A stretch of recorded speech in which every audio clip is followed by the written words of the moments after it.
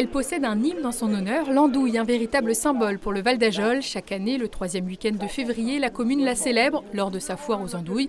Cette 57e édition réunit entre 40 000 et 50 000 personnes, soit plus de 10 fois le nombre d'Ajolais. La foule était encore au rendez-vous ce lundi. C'est une tradition, ça fait des années, petit à petit, les gens aiment bien la foire aux andouilles. C'est une des premières foires de l'année aussi, donc forcément il fait beau, là, surtout aujourd'hui, donc les gens ont envie de sortir et ils ont envie de profiter. Au Val d'Ajol, l'andouille est une marque déposée et possède donc certaines exigences. Pour pouvoir en produire, il faut obligatoirement être installé dans la commune.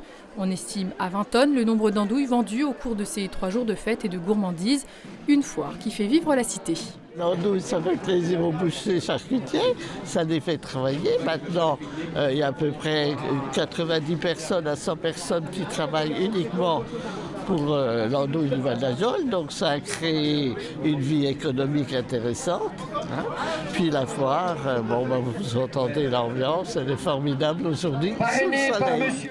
5 bouchers charcutiers proposaient tout au long du week-end leurs fameuses andouilles fumées au bois de hêtre. Une tradition que font vivre les membres de la confrérie, costumés comme il se doit en défilant dans les rues du Val d'Ajol.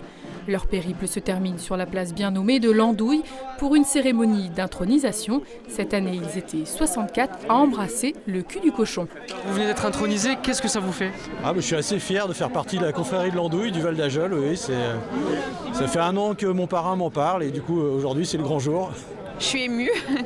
C'est surtout dans la famille de mon mari qui sont intronisés et ça faisait des années que je trouvais ça rigolo et je me suis dit il faut y aller, c'est sympa et voilà. Donc maintenant je suis parrainée, je suis contente et voilà, c'est plein d'émotions. En presque un demi-siècle d'existence, ils sont environ 4500 à avoir ainsi sacrifié au rituel qu'ils ont exporté parfois bien au-delà de la commune ou du département, jusqu'en Allemagne, au Maroc ou même au Japon.